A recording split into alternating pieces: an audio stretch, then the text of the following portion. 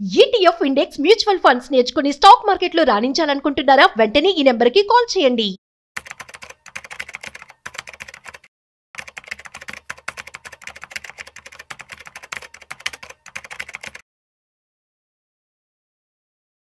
Hello sir, నమస్తే. నమస్తే అమ్మా. సార్, ఇప్పుడు కరెంట్ ఎకనామిక్ గ్రోత్ అనేది మనకి ఇప్పుడు మార్కెట్స్ పైన ఎలా ఉండిపోతుంది అండ్ ఇప్పుడు ప్రెసెంట్ ఎలా ఉంది? ఈ ఇయర్ ఎలాగో మనకి ఎండ్ అవుతుంది. సో ఎకనామికల్ గ్రోత్ అనేది ఎలా ఉంది, ఫర్దర్ ఎలా ఉండబోతోంది, అండ్ ఈ ఎకనామికల్ గ్రోత్స్ అండ్ ఇవన్నీ కూడా మన మార్కెట్ పైన ఎలా ప్రభావం చూపిస్తాయి? మంచి క్వశ్చన్ అమ్మా కీర్తి. ఇప్పుడు చూడండి, జిఎస్టి రేట్ కట్స్ వల్ల మన ఎకానమీకి ఒక అద్భుతమైన బూస్టింగ్ వచ్చింది. అందుకే జీడిపి 7.3%తో గ్రో అవుతుంది. రైట్. ఏ దేశం కూడా ఇంత ఫాస్ట్ జీడిపితో గ్రో అవ్వట్లేదు. జిఎస్టి రేట్ కట్స్ అనేది మల్టిప్లేయర్ అయింది మన ఎకానమీకి.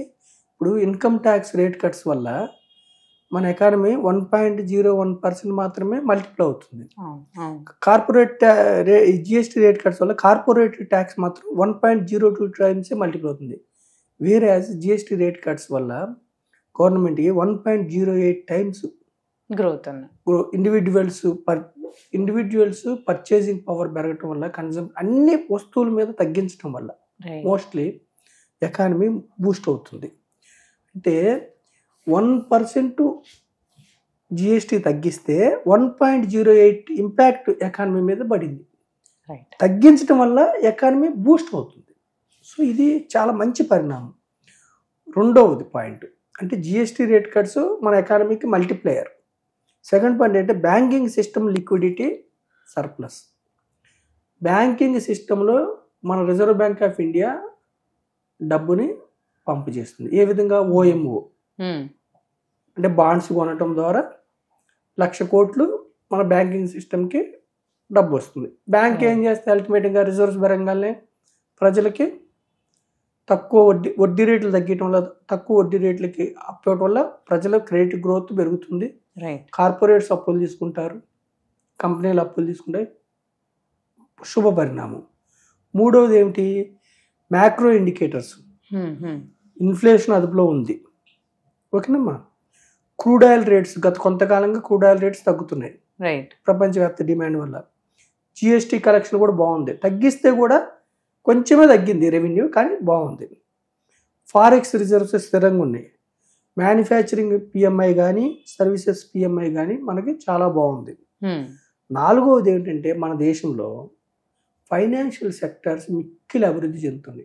ఫైనాన్షియల్ సెక్టర్స్ అంటే బ్యాంకింగ్ కావచ్చు, ఇన్సూరెన్స్ కంపెనీస్ కావచ్చు, ఇది మన బ్రోకరేజ్ సంస్థలు కావచ్చు, ఫిన్టెక్ సంస్థలు. అంటే ఫిన్టెక్ సంస్థలు అంటే లోన్లు యాప్స్ ద్వారా ఇవ్వటం కానీ, ఇప్పుడు డిమాట్లు ఇవ్వటం కానీ, ఇవి వీటిని ఫిన్టెక్ సంస్థలు. ఇవన్నీ బాగా అభివృద్ధి చెందుతున్నాయి.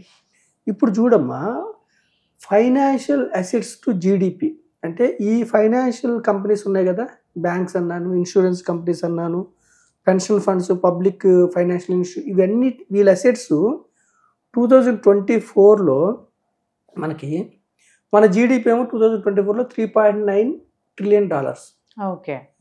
అయితే ఈ ఫైనాన్షియల్ అసెట్స్ యొక్క ఆస్తుల విలువ మన జీడిపి కంటే డబల్, 1.9 టైమ్స్ అంటే $6.9 ట్రిలియన్ ఉంది వీటి ఆస్తుల విలువ.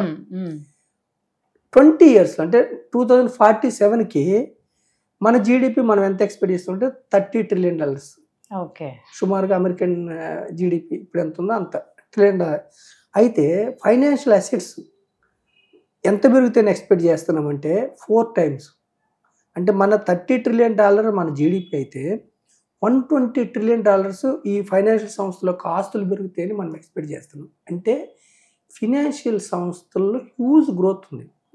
అంటే ప్రజలు ఈ ఫినాన్షియల్ సంస్థల్లో భాగస్వాములు అవ్వటం ద్వారా డబ్బుని పెంచుకునే అవకాశం ఉంది. ఓకేనమ్మా. రెండవది ఏమిటి? మన బ్యాంకింగ్ వ్యవస్థ, మన ఇండియన్ బ్యాంకింగ్ వ్యవస్థ సూపర్గా ముందుకెళ్తుంది. మన బ్యాంకింగ్ వ్యవస్థ ఏమిటి రుజువులు ఏమిటంటే రిటర్న్ ఆన్ ఈక్విటీ, ROE. మనకి 2025 ఇప్పుడు మన బ్యాంకింగ్ వ్యవస్థ రిటర్న్ ఆన్ ఈక్విటీ అంటే ఈక్విటీ మీద వచ్చే రిటర్న్ 14.9% గ్రో అవుతుంది. కానీ ప్రపంచ దేశాల బ్యాంక్స్ మాత్రం 10%తోనే గ్రో అవుతుంది. మన బ్యాంకింగ్ వ్యవస్థ 15%తో గ్రో అవుతుంది. తర్వాత రిటర్న్ ఆన్ ఎసెట్స్ మీద రిటర్న్ 1.3%తో మన బ్యాంకింగ్ వ్యవస్థ గ్రో అవుతుంది. కానీ ప్రపంచ యొక్క రిటర్న్ ఆన్ ఎసెట్స్ 0.8. మూడవది అంటే ఎన్పిఏ అంటే డబ్బులు తీసుకొని ఎగ్గొట్టే వాళ్ళని, నాన్ పెర్ఫార్మింగ్ ఎసెట్స్, నిరర్ధక ఆస్తులు. ఇవి మాత్రం ప్రపంచ బ్యాంకులకి 1.6% ఉంటే మనకు మాత్రం 2.3% ఉంది, కొంచెం ఎక్కువ ఉంది.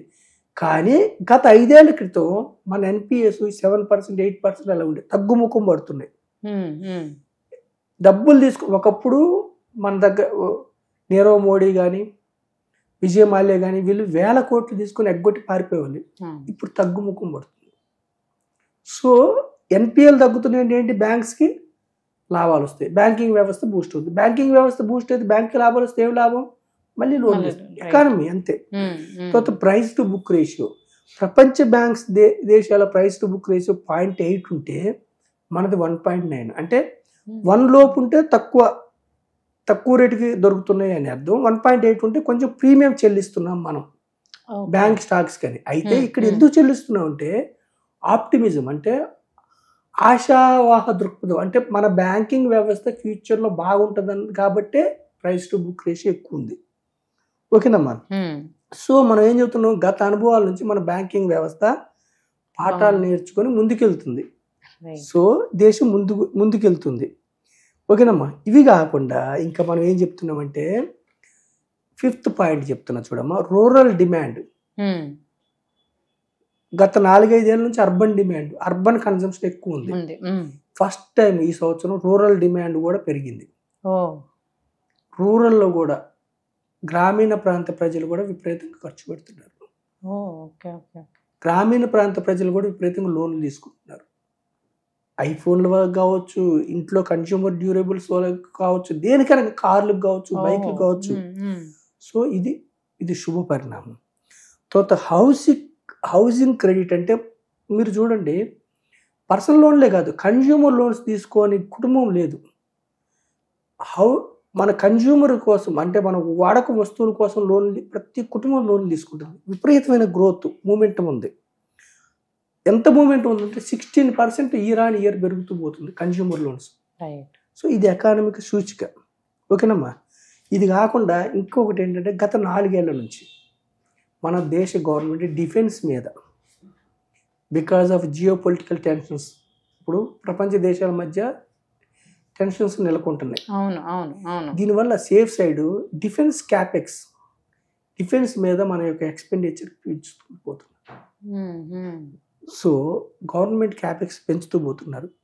తర్వాత ఇంపార్టెంట్ పాయింట్ అమ్మా, ఇంకొక పాయింట్ ఏంటంటే డెట్ తగ్గుతుంది. డెట్ టు జీడిపి రేషియో, అంటే గవర్నమెంట్కి అప్పులు ఉంటాయి అన్ని దేశాలకి. మనది 2024లో డెట్, మన అప్పు జీడిపి రేషియో 81% ఉంటే ఈ సంవత్సరం 25కి 80%, అంటే 5% తగ్గింది. కానీ వేరే చైనా 27% పెరిగింది. డెట్ టు జీడిపి రేషియో చైనాకి పెరిగింది, మనకు తగ్గింది. అమెరికాకు కూడా పెరుగుతుంది, మనకు తగ్గుతుంది. అంటే అప్పులు తగ్గించుకుంటున్నాం. ఇది శుభ పరిణామం. తర్వాత ఏమిటి, ఇంకా జీడిపి షిఫ్ట్. ఇప్పుడు చూడండి, ప్రపంచ దేశాల జీడిపి యుఎస్కి $30 trillion అమ్మా జీడిపి, చైనా 19, జర్మనీకి 4.7 trillion, మనది 4.1, 4th largest economy in the world. మన తర్వాత జపాన్. అయితే జీడిపిలో 4th.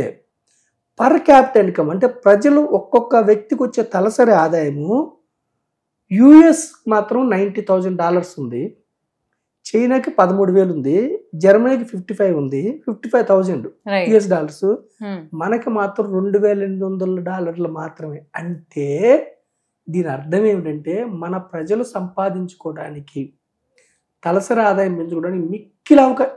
ఆల్రెడీ హైలో ఉందనుకోండి తలసరి ఆదాయం, ఇంకేం సంపాదించుకుంటారు.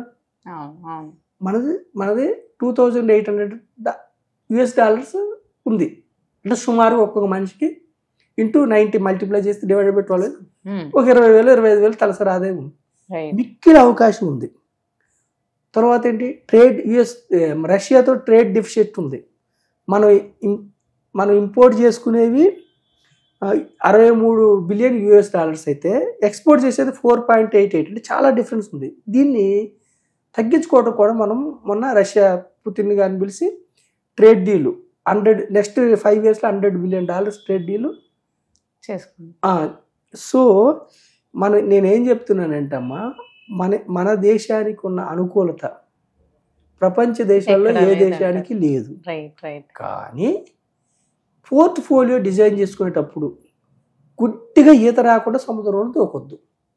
అడ్వైజర్ మ్యాక్రో ఎకనామిక్ కండిషన్స్ బాగున్నాయి, ఎకానమిక్ కండిషన్స్ బాగున్నాయి కాబట్టి మార్కెట్ ముందుకెళ్తుంది. మార్కెట్ ముందుకెళ్తున్న క్రమంలో ట్రేడింగ్ చేసుకొని డబ్బులు పోగొట్టుకోకండి. పెన్నీ స్టాక్స్ కొనుక్కొని డబ్బులు పోగొట్టుకోకండి. కార్పొరేట్ రిజల్ట్స్ బాగా రాని కంపెనీస్ కొనుక్కొని డబ్బులు పోగొట్టుకోకండి.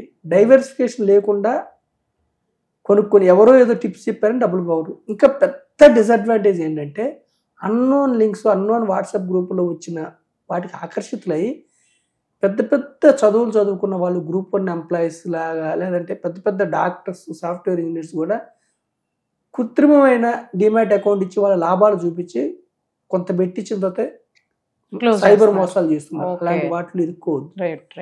క్యాపిటల్ మార్కెట్స్ ముందుకెళ్తున్న క్రమంలో మీరు ఏదంటే అది నమ్మి జాగ్రత్తగా రిస్క్ని అర్థం చేసుకొని ఇలాంటి జాగ్రత్తలన్నీ చూసుకొని ఎకానమీలో పార్టిసిపేట్ అయ్యి, సిస్టమేటిక్గా పార్టిసిపేట్ అయ్యి, లీగల్గా ఉండే కంపెనీస్లో డిమాట్ అకౌంట్ తీసుకున్న మ్యూచువల్ ఫండ్స్ మంచివే, కానీ మేము చెప్తే ప్రమోట్ చేస్తున్నాం అనుకుంటారని నేను చెప్పకుండా జాగ్రత్తగా మీరు ఇండివిజువల్స్ మీరు జాగ్రత్తగా మీ యొక్క నాలెడ్జ్ ప్రకారం ముందుకెళ్ళమని ప్రజలకి నేను సుమన్ టీవీ ద్వారా కోరుకుంటున్నాను. రైట్.